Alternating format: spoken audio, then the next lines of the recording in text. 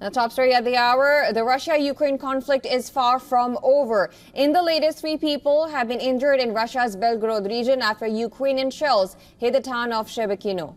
Also, Kiev said that it struck an ammunition depot in Voronezh. The governor of the region said that the debris from the downed drone triggered a fire and a siren of explosions. On the other hand, 2 people were killed as Russia carried out a fresh airstrike on the Sumy Oblast area of eastern Ukraine.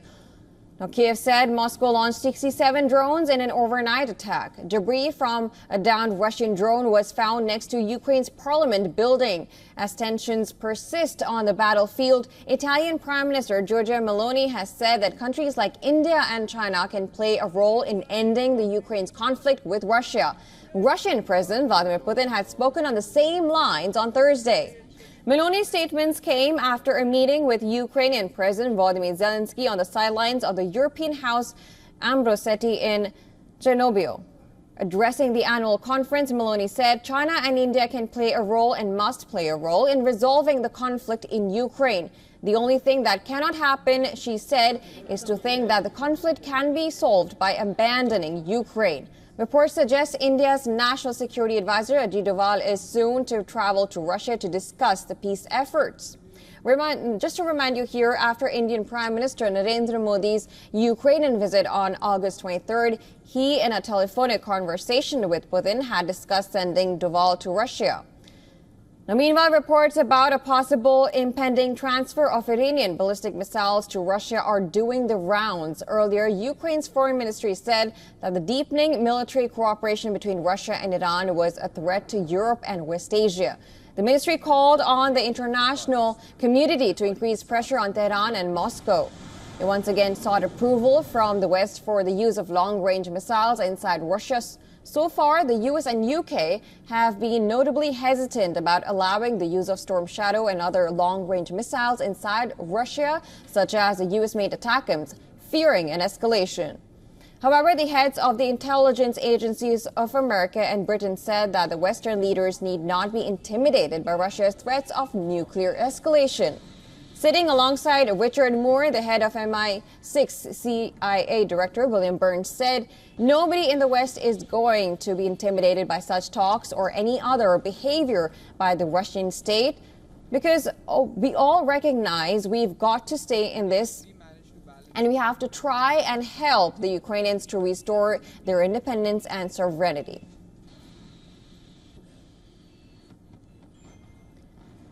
Also, for more on this, we have with us Dr. Sergei Sumileny, who is a defense expert and director at the European Resilience Initiative Center. Now, he's also the former director at the Heinrich Böll Foundation Bureau in Kiev. Thank you so much for taking your time and joining us.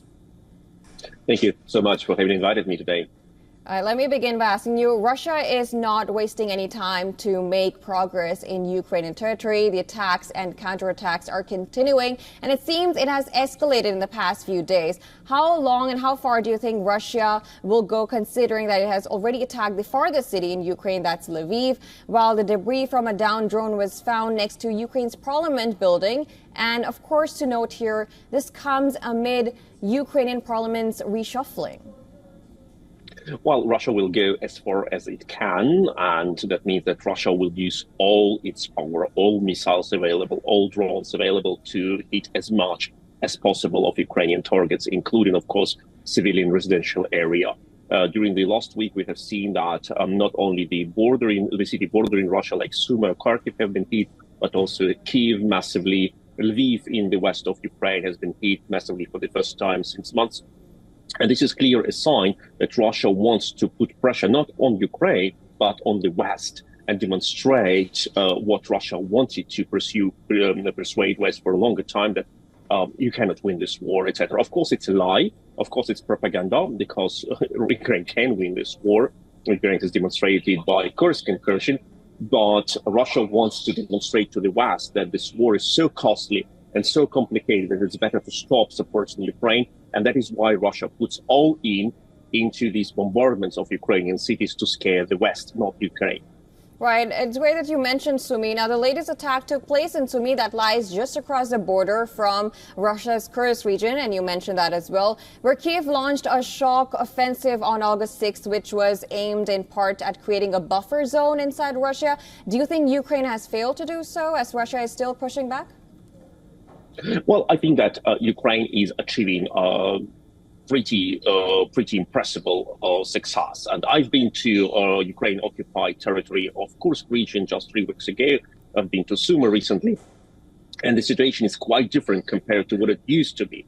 But of course, the square of Russian territory which Ukraine has already taken is not sufficient yet for creating a buffer zone. To creating a really significant buffer zone, Ukraine needs to go further to the east and take control over the city of Belgorod across the border of the Kharkiv region.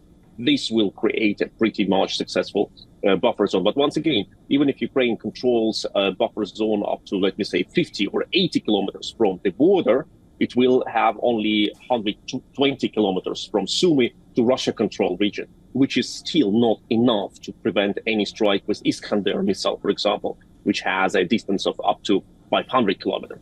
So it will be okay to protect Sumy from artillery strikes, yes, but not okay to protect Sumy from Iskander strike. And once again, Lviv is about 900 kilometers from the front line, still has been hit.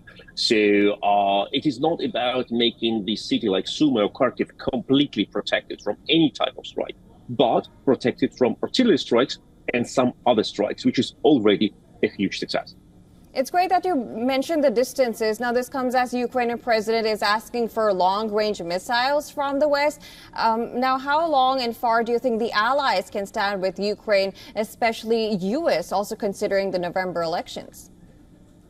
Well, that is exactly the point. You have perfectly described it. Russia points on all this missile terror against Ukraine, having in mind the November elections in the United States. They want to scare people as much as possible until the elections, because they know there will be most probably no significant decisions being taken before November. And then they hope that the new president will be more supportive for the Russia's ideas of what to do with Ukraine. So Russians pull everything what they have to the front line to create this pressure until the November elections. Still, Ukraine knows it pretty well too. So Ukraine has recently announced that they have drones which can hit Russian territory in a distance of up to 1,800 kilometers, practically covering the whole European part of Russia. And the Ukrainians pushed these attacks on Russian power plants and strategic targets like airfields or ammunition depots like we have seen last night, and try to pressure on Russia on their turn. So this is more than just a military game. It is more a game of political statements, of diplomatic pressure on international area, despite the fact, of course, that the Ukrainians who are suffering from Russian terror, air raids and missile attacks, they suffer for real, not on the diplomatic scale.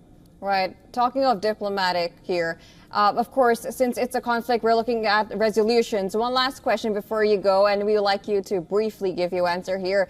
Now, Italian Prime Minister has said, and she's pointed out, that the importance of China and India in getting the war resolved. Your reaction to that?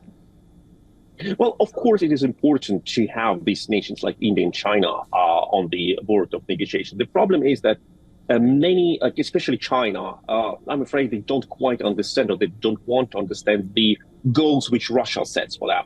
India, maybe, but China still thinks or wants us to believe, they think that it's only about some tensions between Ukraine and Russia, ignoring the fact that Russia wants to destroy Ukraine completely. And if you want to be destroyed by your opponent, there cannot be any diplomatic solution, because there is no middle ground in that.